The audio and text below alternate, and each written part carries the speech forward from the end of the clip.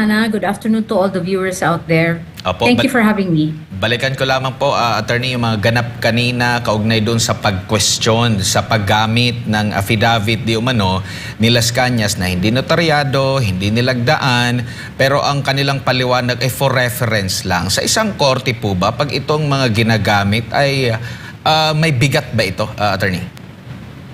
Actually, nagtataka nga ako doon sa prosecution because normally that cannot be used as that's to call it the words of the court, a mere scrap of paper. Kasi dapat kung affidavit, it has to be signed and it has to be notarized. And pangatlo, dapat yung tao mismo na naggawa ng affidavit ang ipresenta. But according to them, it's not even it's just a photocopy. There's no wet signature doon sa pinakita nila na document. And in fact, later, they were able to find out it was unsigned. Bawal ho yan sa korte. That cannot be used. And yung sinabi ni Attorney Matibag, ni Director Matibag, na they're just using it as reference, you cannot use that as reference unless there is another thing that would support that. And he has not shown any proof at all or any support at all or any evidence at all to support what he is saying. Puro they have investigated, but as to the proof, wala ho akong nakita. Walang sinabi si Matibag. It's all words. Opo, gaano din kabigat yung kanyang testimonya na ay aminado naman siya na nagpapatuloy pa rin yung case build-up. Parang doon lang siya sigurado na 100% na may hinire daw ang pangalawang Pangulo. If there is last year pa, I think that was before his term, and until now it's still continuing. So I am thinking that perhaps it is not just a case build-up, but they are actively going on a, as the defense has been saying, fishing expedition. So mahirap po. I really cannot see the point of why Director Matibag was called as a witness. Opo, at kahapon ata no na napag-usapan din yung kanyang case no nung nag-viral din sa social media yung kanyang pag-uusap with Mel Sabio at parang inihahambing kung ito ba'y may kaugnayan din or kumbaga comparison doon sa ginawa ng pangalawang Pangulo, attorney, at nabanggit nga ng depensa na tanong kung ito ba'y meron ding epekto sa emotional outburst ng witness. Aminado naman siya dito. Ano pong masasabi niyo po dito sa paghahambing nung kanyang ginawa dito naman po sa sinasabing alegasyon nilang threat sa ginawa po ng pangalawang Pangulo? Actually, I was not able to watch his cross-examination yesterday, but with respect to the context, ito talaga ang sa akin. They keep on trying to put what the Vice President said in a situation saying na may threat sa President, but they did not look at the context. And again, context is very important. In fact, sinabi nga ni Director Matibag during his cross-examination this afternoon na dapat titignan yung konteksto.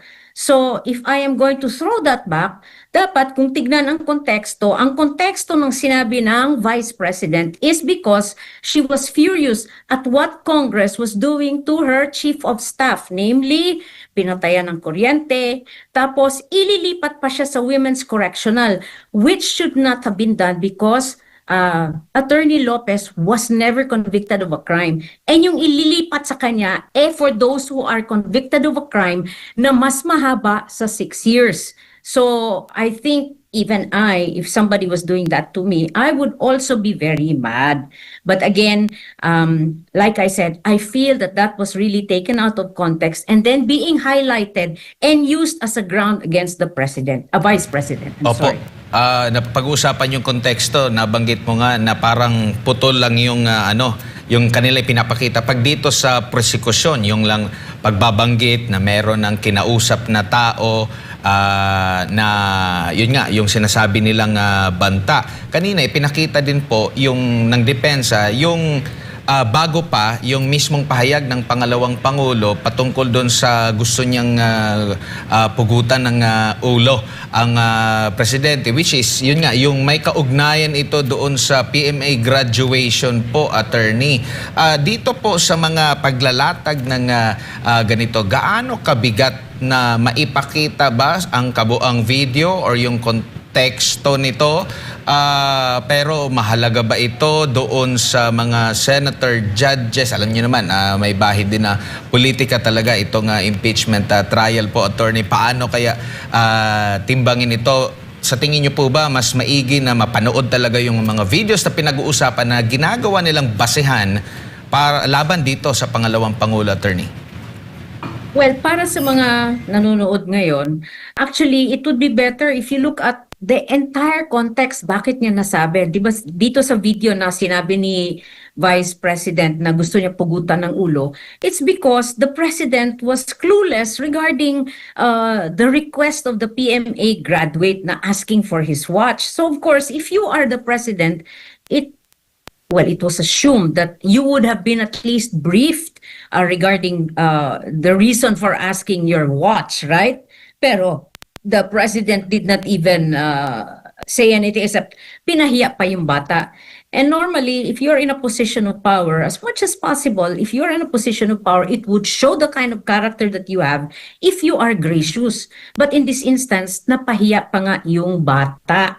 So, kung napahiya nga itong bata nga na to, who is so much below him, and who is in fact under him, he could have been gracious about it. No, I'm sorry, I do not want, I cannot give it to you. Or maybe he could have asked, ano yung konteksto? So, nung nagalit yung Vice President na, ano man ito, clueless yata itong President. That's the way I view what the Vice President was thinking about the President. Opo, napansin niyo rin po ba, ma'am, doon sa mga pagtatanong ng depensa at ng mga senator judges na hindi agad tinutumbok, hindi agad direktang sinasagot ng witness sa mga katanungan? Oo nga. Normally kasi when you are on cross-examination, you are only asked to answer yes or no, but I think the defense here was very kind and lenient, asking him just to, giving him the opportunity to explain. Gusto ko nga yung ginawa ni Senator Pia Cayetano and Senator Amy Marcos when they were cutting him off as he was trying to explain, just so that he could get to the point straight away instead of giving a very long explanation. In other words, si Matibag mismo, si Director Matibag mismo was trying to give context to how he would answer and why he would answer. And yet, at the same time, I find it ironic that this context is not being given importance in the case of Vice President Sara. Thank you, Attorney Daina Hana po. Attorney, regarding naman po dun sa basis ng NBI, assessment threat nila, and isa dun sa sinasabi nilang factors kaya kinonsider nila, o para sa kanila, that there is betrayal of public trust dun sa mga utterances ng Vice President na grave threat nga, no? And seditious for them, yung pattern of violence. And isa doon, maliban pa doon sa the incident ng suntukan with the sheriff, itong affidavit na ginamit, no? Yung affidavit ni Las Cañas. Now, ang question po, tama po ba na pwedeng gawing basis sa korte, yung affidavit na wala naman doon yung may-ari ng affidavit, na hindi naman na-verify mismo sa kanya. And Matibag explained na he cannot be found, hindi daw malocate kung nasaan si Las Cañas. So, the mere fact na at first hindi daw siya naniwala, and then there was verifying process, and then para sa kanila, tinanayaan niya ngayon na totoo yung nasa affidavit, po ba? So, what is your assessment po with that affidavit na ginamit as part ng testimony ng witness na hindi naman niya testimony, affidavit ni Las Cañas yun, na inamin niya, hindi verified, and hindi pa na-notarize?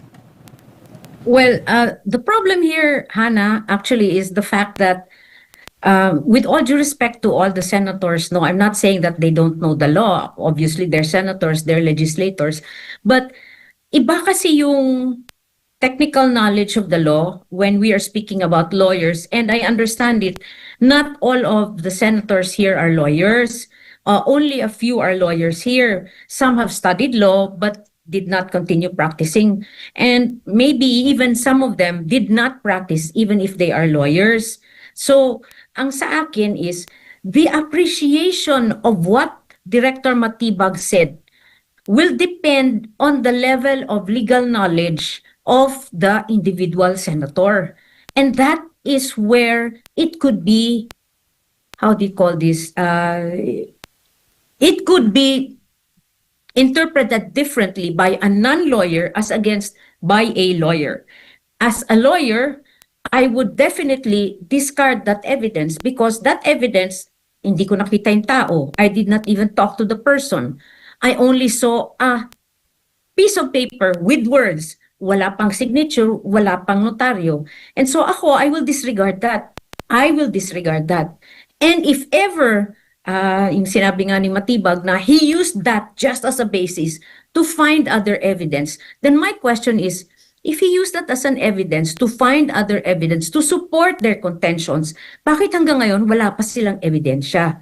Because so far, what I have seen only is one, the video that the prosecution showed the video of Vice President Sara, where she allegedly threatened the president, the First Lady, and Congressman Romualdez. But aside from that, I have not seen any records, any document to show that there was indeed grave threats. Now, yan po ang sa akin as a lawyer. I do not know how the judges at the Senate or judges will rule, and I would not even presume to know how they will rule. But as a lawyer, yan po yung aking apprehension or concern. Exactly po. And with that apprehension din po, still, kay Las Cañas pa rin po. Ni-raise ng mga senator judge yung consideration ni Matibag and of course, pati na prosecution if Las Cañas is a credible witness, person who owns the affidavit po. Senator Robin pointed out na can we consider someone like Las Cañas credible na pabago-bago? Diba? Ilang beses niya yung niretract, binago ang kanyang statement on the issue ng EJK. And you think Las Cañas is a credible witness? And his affidavit, although ginamit nila sa ICC, would that be an enough reason to, to say that he is a credible, or we can still challenge yung mga sinabi niya doon sa affidavit niya? Okay, ang mahirap po sa ganyang klaseng witness who gives a statement and then recants it or withdraws it, that witness is already tainted because that kind of a witness, hindi ka sigurado kung magsasabi ng totoo o hindi. Now, the mere fact na ginamit pa rin yan ni Director Matibag in his testimony shows that, I don't know, perhaps they do not have any other evidence to show that would link the Vice President Sara to the alleged death threats, to the alleged national security threats against the country. But that would just show the tenuous link. Hindi talaga, it's not strong. And then the fact na Las Cañas has again already given, hindi pa talaga dito sa Philippine Court of Law, kundi sa ICC. And you have to remember, the ICC, we have already withdrawn from it. And as a government, we should not have already recognized it. But unfortunately, that is what Director Matibag has been saying. I think he said that it's a legitimate, it was recognized by a legitimate court, the ICC.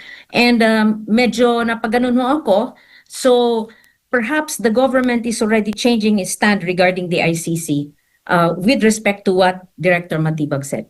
Mm-hmm. And how about dun sa decision ng presiding officer na sinabi niya na yung affidavit ni Las Cañas, hindi ebidensya ng katotohanan, kundi bahagi lamang ng investigasyon. Although, hindi tinatanggap as evidence dun sa impeachment court yung nilalaman, but the mere fact na it was broadcast on national television, and then kung ano yung pinipinta nito, di ba, on the minds of the Filipino people watching the impeachment trial. So for some Filipinos, may kakayahan that they can assess na This is part of their narrative, no? And there are some can say na hindi totoo. And then some, for them, naniniwala dun sa sinabi ni Las Cañas.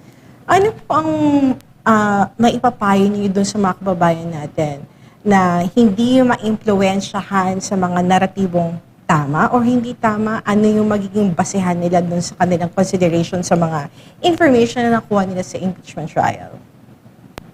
Well, in my political science course, I was taught by my political science teacher, I forgot the name, that you do not look just at one source.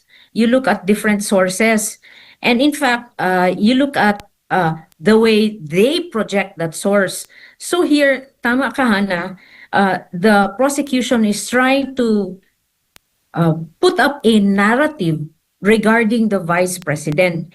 And this narrative includes a witness, an absent witness, because no matter what we say, even if it's Director Matiba who is talking, there is actually a silent, invisible other witness there, si Las Cañas, because of the affidavit of Las Cañas. Remember, it's unsigned, it's unnotarized, so it's not an affidavit. It's not even a statement. It is merely a piece of paper, or in the words of the court, a scrap of paper. So I would urge our viewers or those who are watching, please do not just take it hook, line, and sinker.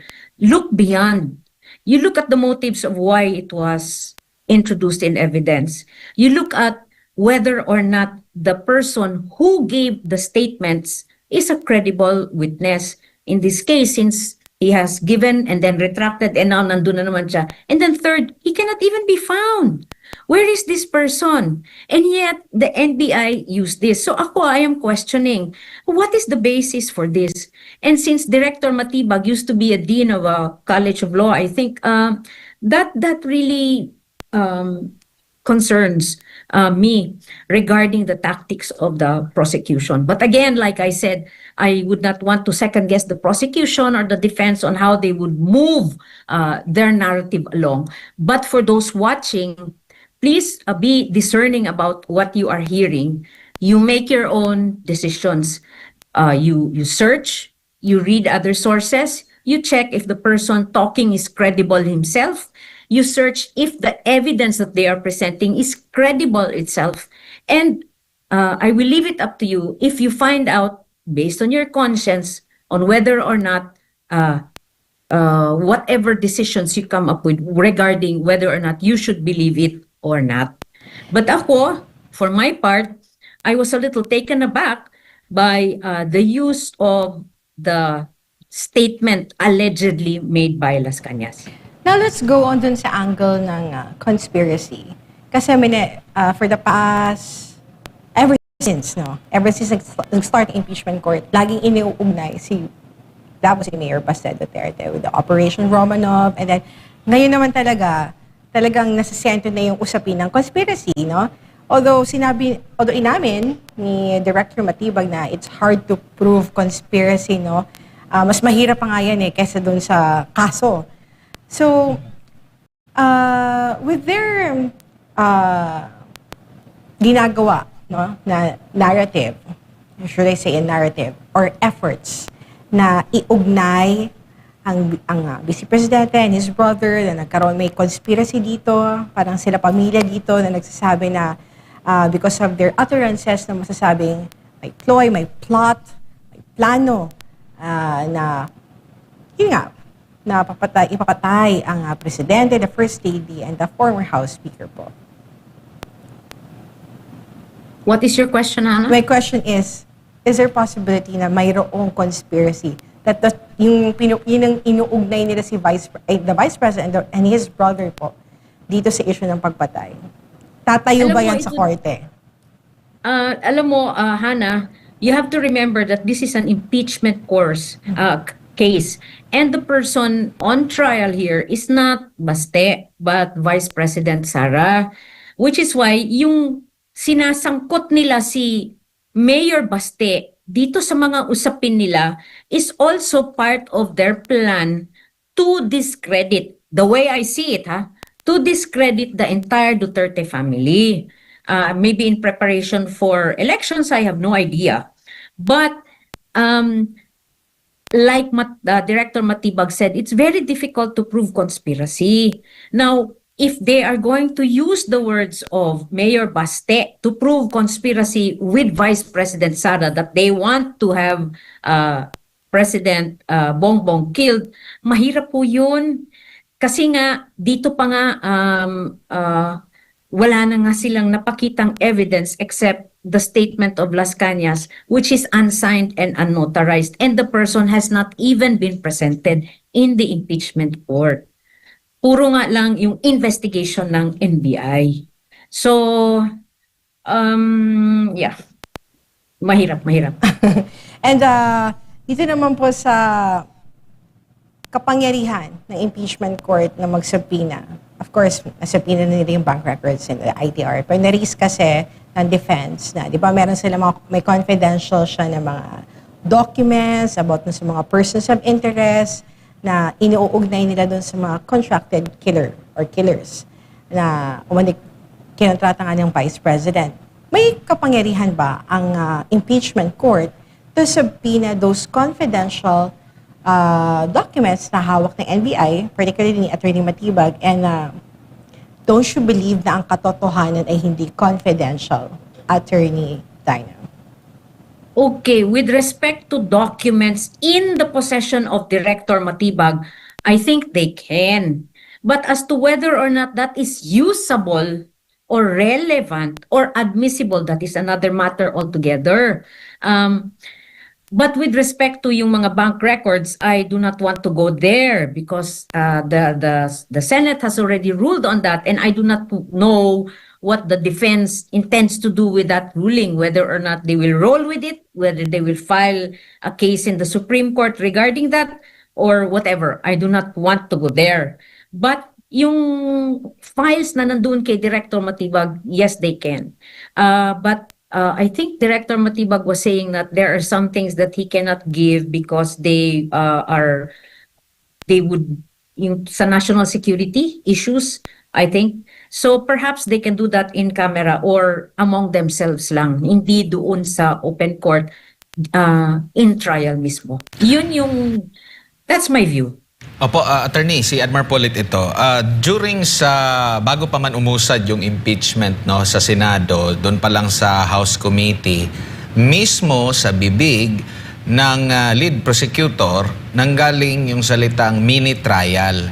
Tapos ginamit ito ng depensa, tapos kinorek siya. Sa tingin niyo po may mali po doon sa payag ng depensa na gamitin yung sinasabing mini trial, attorney? Well, if it was used by the prosecution itself, I do not see why the defense cannot use those words that came from the prosecution itself. Unfortunately nga, supposed to be, dapat hindi nga trial ang ginagawa doon sa Committee on Justice. They were just there to try to find probable cause. Pero ang ginawa nila, even without evidence, they already tried Vice President Sara, and then they went on a fishing expedition to find evidence to prove what they were saying. Opo. That's my take on it. Opo. Dito naman tayo, balikan ko lang yung issue doon sa kinetic force, no? Dahil daw doon sa mga pahayag ng pangalawang Pangulo ay nagkakaroon ng tinatawag na kinetic force, mas dumami daw yung galit sa presidente, sa administrasyon, at natanong din ito ng depensa na wala ba silang independent na pag-iisip? Ano yung take nyo po dito po, attorney? Kinetic force? Opo. Let me just be very clear. Diba there was the latest there was a latest survey saying that Vice President Sara still has a very great is widely viewed with favor by the people, while the ratings of the president has slipped even lower, if I am correct.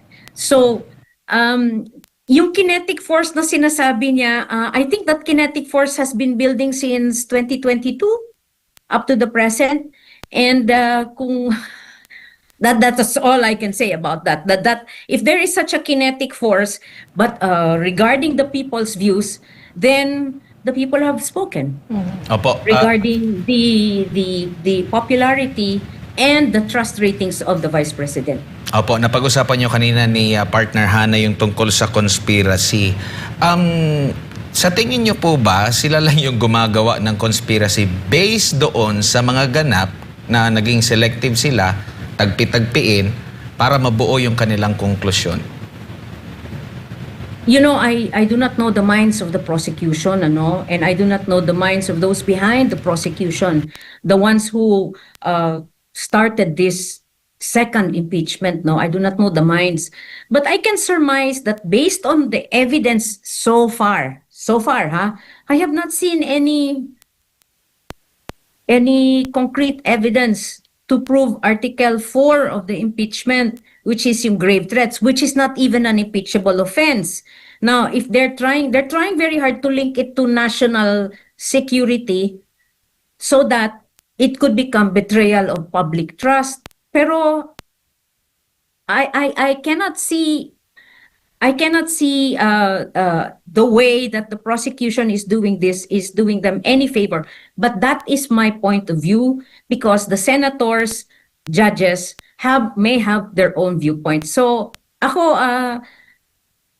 based on what I have seen, there is no evidence linking her to Article 4 of the impeachment proceedings. And in fact, some of the evidence that they got were after the case was filed, which under Duterte versus House of Representatives, dapat dun pa lang, binigyan mo na ng kopya ang si Vice President Sara, which they did not do.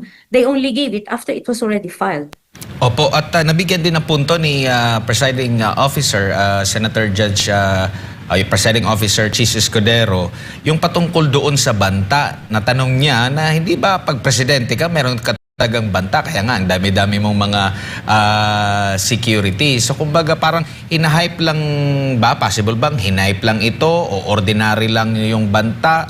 At in fact, noong 2025 May, meron sa podcast mismo ng presidente na willing siyang makipag-reconcile. So parang na-delete tuloy yung meron ba talagang banta siya mula sa Vice Presidente po. Attorney, anong masasabi niyo po dyan?